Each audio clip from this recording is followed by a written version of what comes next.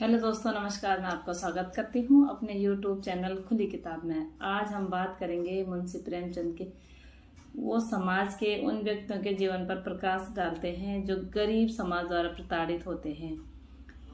लेखक की लेखनी इतनी बेहतर ढंग से आज की पीढ़ी को उस समय के हालात से परिचय कराती है। ये कहानी एक ऐसे व्यक्ति के जीवन से जुड़ी है जो प्रकृति के द्वारा प्रदत्त चीजों पर अपना अधिकार समझकर गरीबों को वंचित जीवन जीने के लिए मजबूर करता है। कहानी एक ऐसी है, ठाकुर का कुआं।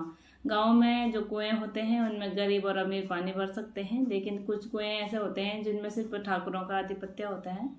गरीब अपनी गरीबी के अत्याचार से पीड़ित होकर उसके पास बीमारी को झेलने के अलावा दूसरा कोई रास्ता नहीं होता है।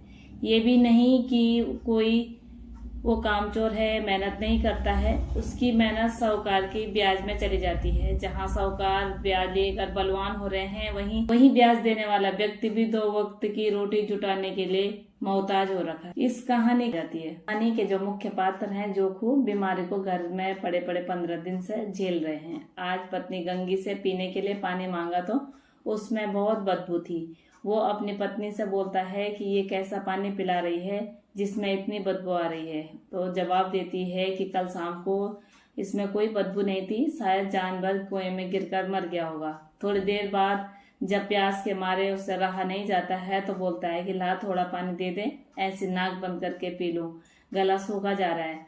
गंगी पानी नहीं देती है, कहती है कि इस गंदे पानी को पीने से बीमारी और बढ़ जाएगी। पर उसे ये मालूम न था कि पानी उबाल कर देने से पानी की खराबी दूर हो जाती है। हम मर भी जाएंगे तो कोई हाल पूछने के लिए भी नहीं आएगा। ऐसे लोग अपने कुएं में पानी भरने देंगे? कितना कड़वा सच छुपा है इन बातों में। अमीरों के लिए गरीब की जिंदगी, उसकी जान की कोई कीमत नहीं होती। लेकिन एक पत्नी अपने पति को दवाइयों के बिना तो देख ही रही थी, अब वो पानी के बिना भी तड़पते हुए कैसे देख सकती थी। रात को 9 बजे तो गंगे ठाकुर के कुएं के पास पानी भरने के लिए पहुंच गई, जैसे कोई चोर रात के अंधेरे में चोरी करने के लिए जाता हो। दबे पांव गंगी ने देखा कि सारे मजदूर थके हारे सो गए थे, पर ठाकुर के दरवाजे पर चौकड़ी बंधी हुई थी। चौकड़ी में किसी मुद्दा ये था कि थानेदार से किसी कागज की नकल बनाने की बात हो रही थी। पर ये बात ठाकुर के आदमी बोल रहे थे कि कोई 100 रुपए मांग रहा है तो कोई 50 रुपए मांग रहा है। मुफ्त में कोई करने के लिए तैयार नहीं हो रहा है। वहीं ठाकुर अपना दिमाग चलाकर बिना एक कौड़े खर्च के थानेदार से मुकदमे की नकल मंगवा लेता है। अपने आदमियों से कहता है कि ये होता है काम करने का तरीका। कुएं में हल्की सी रोशनी आ रही थी। गंगी को सुसफल मौके का इंतजार था। वो कह रही थी कि सारे घर के लोग जब सो जाएंगे तब वो आराम से पानी भरकर वहां से चली जाएगी।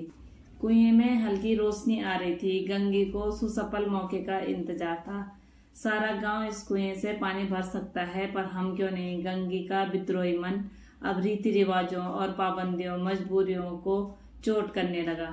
कैसा ऊंच नीच, हम नीच क्यों हैं, ये लोग कैसे ऊंच हैं? क्योंकि ये हमारा शोषण करते हैं, इसलिए ये ऊंच हो गए।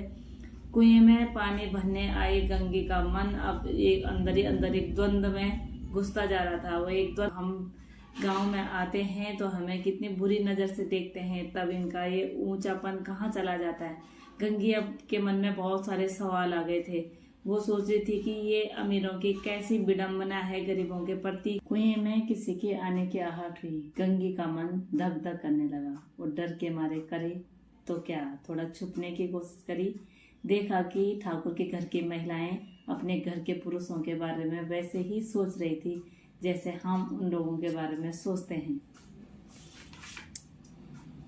उसने घड़ा और रस्सी उठा ली। झुककर चलती हुई वृक्ष की आड़ से वो जाकर कहीं अंधेरे में छुप गई। देखा तो दोनों देवरानी जेठानी पानी भरने के लिए आई थी।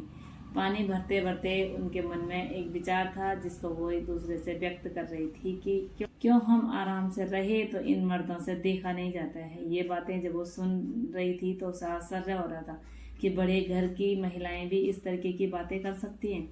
ये विचार उसे खाया जा रहा था। उनमें से एक स्त्री कहती है कि जब उन्हें पानी पीने का मन हो रहा था, ताज़ा पानी पीने का, तो खुद जाकर भी लेकर आ सकती थी। लेकिन नहीं, उन्होंने एक फरमान जारी किया कि महिलाएं जाएंगी और पानी भर के लाएंगी, क्योंकि वो घर में बैठी रहती। वो बोलते हैं कि घर में बैठ कर 1 मिनट सांस लेने की फुर्सत नहीं है, लेकिन घर में ऐसा लगता है कि महिलाएं बैठी रहती हैं, कोई काम नहीं करती है। कुछ देर बाद वो महिलाएं पानी लेकर चली गई। गंगी देख रही थी इस मौके का इंतजार, जब वो एक घड़ा पानी चुरा। जब गंगी ने देखा कि ठाकुर के दरवाजे बंद हो गए तो गंगी कुएं के पास आ गई। उसने उस कुएं की रस्सी से घड़े को पानी में गिराया, बहुत आस्ते आस्ते और इतनी तेजी से खींचा जैसे कोई बलवान इंसान भी न खींच सके। दरवाजा खुलते ही रस्सी का फंदा गंगी के हाथ से नीचे छोड़ गया और घड़ा धमाक से उसमें गिरने की आवाज से ठाकुर कुएं की तरफ भागा और गंगी नंगे पैर वहां से भागते हुए घर पहुंची। जब उसने घर आकर देखा तो उसका पति उसे मैला कुचला पानी को पी रहा था। समाज में सदियों से होता चला आ रहा गरीबों के साथ अत्याचार, उनका शोषण, अमीरों की मनमानी, अमीरों के मन में दया धर्म खत्म हो गई है कि एक जग पाने के लिए भी उन्हें इतनी जद्दोजहद करनी पड़ रही है। क्या उस व्यक्ति को स्वच्छ पानी पीने का अधिकार नहीं है जो गरीब है? अगर आपको मेरी कहानी अच्छी लगी तो प्लीज़ इसको सब्सक्राइब और लाइक कीजिए। Thank you.